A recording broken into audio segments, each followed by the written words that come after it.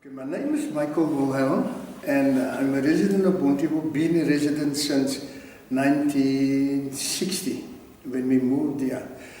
At that time I was in what is now known as grade 3, but at that time it was known as standard 1. And to get to our school, which was Holy Cross in Nile Street at the top end of District 6, and I had to commute by train, which was quite traumatic for me because I wasn't accustomed to that, and I was accustomed to just walking 5 minutes to my school. And I also found some of my friends who would travel along, and that sort of eased things a bit because they were all predominantly Muslim friends, and they were all at Rahmania Primary School, which is in close proximity to Holy Cross and primary school. And so we formed a little group, traveling group, and yeah, we used to travel. My father or mother would accompany me, and this accompaniment lasted basically for a week. After that I was on my own. But we were a group, and so it was okay. And I finished standard 1, which is now grade 3, and then I moved to a school in Welcome Estate, which is adjacent to Bonteheuwel. And it's St. Teresa's Primary School. And I finished my primary school life there. I come from a very conservative Catholic family, which actually assisted me in becoming who I am. And the teachings really stood me in good stead. Assisted me also in not making certain mistakes in life. I enjoyed primary school life tremendously, but traveling all the way there and coming back, I got accustomed to it after a while. There were many children Catholic children from Bonteheuwel traveling. Sometimes there wasn't money, which was basically just the 2 cents up and the 2 cents down. The return was 4 cents. And there were times when my family didn't even have 4 cents. And I would then just walk across and cross what is now known as Settlers Way. At that time it was just a little single road with one painted line in the middle up and down to the airport. Bonteheuwel was quite raw, if one could use that term at the time. There were no real facilities. Facilities were still being built. We never really had a church at that time. Celebrating Holy Mass as we knew it, which was our church service, was conducted in the homes of people. We would go, one Sunday we would be at Mrs. A, the next Sunday at Mrs. B's place, and so on, until the congregation started to grow, and then we moved into the Bonteheuwel's community center. That is where we conducted the services, and from there the church was built, St. Matthew's Catholic Church, which today is still there, still a thriving community built around the church. And there, my dad and some other people from the first Boy Scout movement assisted in establishing second Bonteheuwel Boy Scouts. The second Boy Scout movement or Boy Scout group in Bonteheuwel, wearing our colors, which was just plain blue neckerchiefs. And my mom and dad were quite instrumental, and I became a patrol leader and then the scoutmaster at the age of about 18 or so. And belonging to that group, it was a closed group. In other words, by a closed group, I mean it was just for Catholics only. But eventually they cottoned onto the idea to rather open it up. So they opened it up to other religions and so on, you know. And it was fantastic, really fantastic. I would imagine living in Bonteheuwel, you would have lots of contact with Hindu people and Muslim people also. Not so much Hindu people, but mostly Muslim people. If I could just touch on that quickly.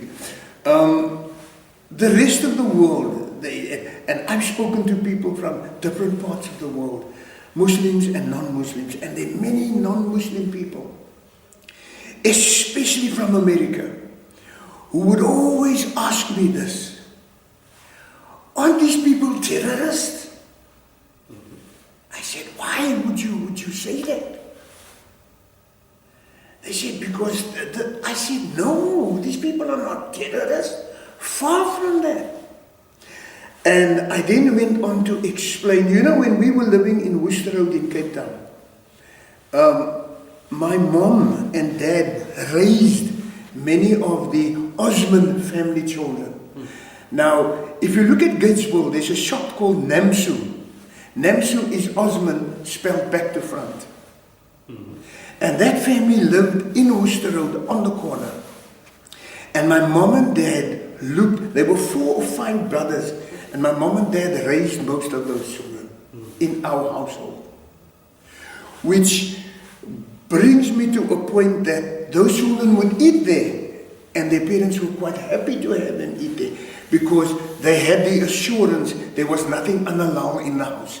And that is how we live, all the prayer time, all the wachtus were written on a page, and my mom would paste it up against the wall. And I would have to look, and my sister and I would have to teach my sister to read the time. And at that particular times, it would be dead silent, because we were sandwiched in the middle between the Tofis and the De Vries family, which the De Vries people family later moved to Freire Street, just behind the old Star Bicycle in District 6, and then the Hartleys came to live there. But the harmony between Muslim people and Christian people, specifically in District 6, Walmer State and the surrounding areas, was fantastic. Sundays, my Muslim friends would go to Sunday school with me. During the week, I would go to madrasa. Nobody forcing anybody to belong to a religious group. That's how we lived. Christmas, they would join us in our Christmas celebrations. My Muslim friends would go along with me to my family and friends, and we would go and say Merry Christmas, which is the traditional greeting. And I would then, in my term, I would don my fez on Eid, and I would move along, and we would go and do well-wishing. So it was no big deal, and that was brought to Bonteheuwel. Bonteheuwel was built specifically by the government with one thing in mind, and that is to house the people of the forced removals of District 6. It was mainly for them. Yes, other people came in afterwards, but it was predominantly people from this, even though the Group Areas Act was proclaimed in 1966. As early as 1958, my parents knew that we were going to move to a place called Bonteheuwel. They got this information from some of our friends and family who were cleaners and would work in government buildings, and they would pick it up there, and they would bring the information over. So hence, a lot of people made plans to move, because District 6 had a lot of dilapidated buildings. Let's not get away from that. And most people wanted their own little home and so on. So people moved. There was a lot that moved, but there's a lot that were forcibly removed, So to come back to my religion, which then led to who I am, and because that was the base, my belief system is my base. And after reaching high school, I looked at my dad and I saw that his health was failing and failing quite fast. And I said to myself, I said nothing. I didn't even speak about this to my mom or my dad. And I said to myself, something's wrong here. Dad's health is failing. 10 to 1, he could lose his life. What is going to happen? Then I said, I'd better get a job. But it still didn't strike me that to leave school at an early age would be detrimental. Because what kind of job would you get? Fortunately for me, I went to work at a company called Brown and Needham in Salt River, and I went there to work during the holidays, just as a casual hand. I learned quite fast, and I thank God for that. And I could actually do most of the work that the tradesman was doing. And lo and behold, the manager of the company was watching me. And then when I told him that I was going to go back to school, he asked me if I was interested in an apprenticeship. And I said to him, well, I'm interested, but I need to discuss this with my parents first. But I wanted this. I could have said yes just immediately. But I said to myself, let's just let this guy sweat a bit. But he was a fantastic old man. And he said, fair enough, speak to your parents and so on. This is a number, let them call me, or I can call them, or whatever. And I went home and we discussed these things. And I said to my mom, just say yes. If you say yes, Daddy will say yes. You know. And I explained to them that all I needed was my JC certificate, which was standard 8, grade 10. And that was cool. And then I could go. And yeah, I went and completed my apprenticeship. Still clinging to everything faith-based. And I then proceeded with the Boy Scout movement. But then I started getting involved with the cultural side of which was frowned upon by my parents, because when I speak about the cultural side, I speak about the minstrels, you know, the Cape Town minstrels. Now, in our family, that's taboo, basically, because it was looked upon as a bunch of schollies making a noise in the street. But they didn't see what I saw. I saw decent people. I saw good musicians. I saw fantastic singers. I saw people from the young group getting involved, Gobi Martin and these people. I saw them in the minstrels. I then saw Zane Adams. I saw Tali Peterson. I saw other people, youngsters, all taking part. And then I would secretly take part because of my parents' reluctance to let me become a part of it. And up till today, I'm still involved. You know, in the minstrels. In fact, Bonteheuwel, there was a minstrel group, but they weren't prominent. But the group that really was very prominent in Bonteheuwel, albeit just for 1 year, was established by the former leader of the Hawks, Anwar Dramat, by his grandfather, old Mr. Abbas Dramat, who came from Malan Street in Warmer State, and he started a group called the Bonteheuwel Hotshots. And those of us in the immediate surrounds, we flocked there. But I tell you, we were taught how to sing in harmony. We were taught how to harmonize. We were formally taught choral singing. And I loved every minute of it. And subsequently went on, and that group was then, the following year he got sick, he couldn't take the group, and that particular group went over to Caledon Street in District 6. And there they became part of what is today known as the Pennsylvanians. And that was in 1972. And I'll never forget the combined chorus that was sung at Athlone Stadium was the theme from The Godfather. And we rehearsed this thing, and those of us who were living in Bonteheuwel, we formed the core group of because we had young voices. We were still very young, 16, 17, 18. And we all stood in front. And then in the middle of the song, the stage broke. And we stood down like this, but we carried on singing.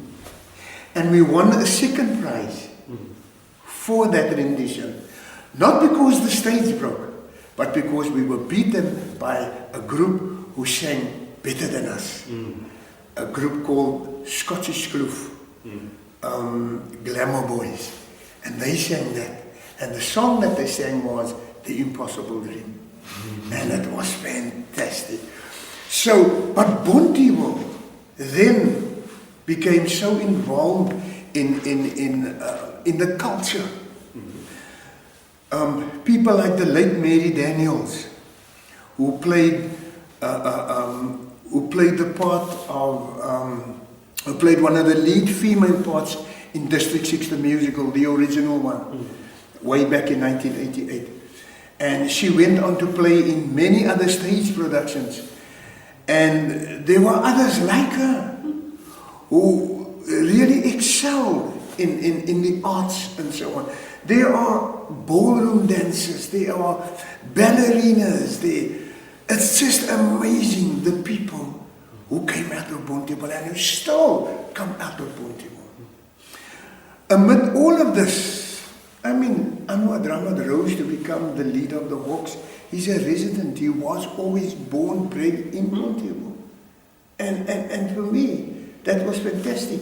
The school that I attended, Arcadia High School, people from as far afield as Steenberg attended that school at that time. It was the school to be at. Fantastic, really fantastic. But education was always at the back of my mind, so much so that when I joined up, now Catholicism is it's a religion really. And I don't want to put it down, I'm not doing that. It's a religion, but I looked for something deeper, much deeper than that. I wasn't looking for a religion. I was looking for a relationship. Because at that time, my life was, I subsequently got married. But prior to getting married, my life was like wine, women and song, and to throw sport in as well. I played for one of the glamour clubs in Bonteheuwel called Seapoint Shows, with a fantastic history. But just this nightclub life that I got myself into, that thing, really, because there were drugs, there were women, and there was wine. And I partook of all of that, you know. The drugs and the wine, those are the things that were detrimental. It became such a habit that when I got married, I couldn't keep that habit. So that my marriage wasn't important. The life of my friends and my nightclub life, that was important. Very selfish of me, because I would say it was very immature of me, and I wasn't ready for marriage. I got married at the age of 21. I wasn't ready for marriage, which is one of the worst things that I did.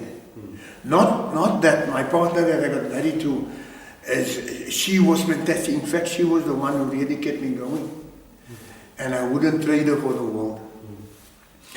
And but that really kept me back from so many things. There were opportunities in life that came my way that I just let slip through my fingers because I was too carefree. I thought life was one big party until I woke up and I found myself in a situation that I really didn't like. And I searched for an answer. And I searched for peace. I searched for love. I searched for a sense of belonging. And I couldn't find it anywhere. Until one day, I used to hear the gospel being preached, you know. And it used to be preached in the trains, it used to be, and I never paid it any mind. But there was one person who preached the gospel in all its simplicity. Without telling me his history, all he did was, he said that Jesus Christ loves you. And he died for you. And he wants you to follow him. And that stuck in my mind continually until I believed. And when I believed, that is when the change came. And it came at 3 o'clock one morning. I was still sleeping and I just woke up. And I wouldn't say I heard a physical voice, but the conviction was just too much. And that is the day that my whole life changed, when I committed my life to Christ. I then became involved in the church, I then became involved in Sunday school, and I subsequently rose to be the superintendent of the Sunday school, and I started teaching. I worked at a place called St. Joseph's College, first at the Waldorf School I left the building industry, and I went to work at the Waldorf School in Constantia, and I worked there. You know where the cemetery is, the Kubus, in Constantia, there's opposite. It's a fantastic school there. I worked there for about 5 years, and there I realized that teaching children is vitally important. You remember we were just starting our democracy now, 1994, and I said to myself, this is where I need to make a start. And this is where I need to make a contribution to my own community and subsequently to my country. I became the chairperson of Bonteheuwel High School. And while we were doing the new intakes, I discovered that some of the future grade 8s who were grade 7 and would be coming in to grade 8s, those enrollees couldn't read correctly, they subsequently couldn't write correctly. I was shocked. I said, how the devil did these children get through primary school without the teachers picking this up? Something's wrong somewhere. If they were slower learners, why are they slower learners? Is there a barrier to learning, etc., etc.? And then I went for different courses, and I went to work at a place called St. Joseph's College. I stayed there for about 12 years. I did a Montessori course there, and that is an early childhood development course for children 3 to 6. And I then went on to do 1 or 2 more courses, and then in 2004, I started my own creche in Bonteheuwel. Now we must remember that there were already other established creches in Bonteheuwel, big creches, you know. And somebody said to me, you're not going to make money with something like this? I said, it's not the be-all and end-all of it all. What I want to do is, I want to educate children from grassroots level. That's my passion. This is what I want to do. They looked at me and they said, you're nuts. You come from the building and you have fantastic knowledge. You can do this, you can do that. My family even said to me, come to Australia. We need people like you and so on. I said, oh no. The country needs rebuilding. The country needs people like us to train the future. And this is what and then I went into it full time. My wife, myself and my daughter, we started Peninsula Education Center. We were home-based for 2 years. We saw that the place was inadequate now. We moved up to our present venue, which is Protea Primary School, and we are hiring prefab buildings at the back there of the school. We are totally enclosed and we are flourishing.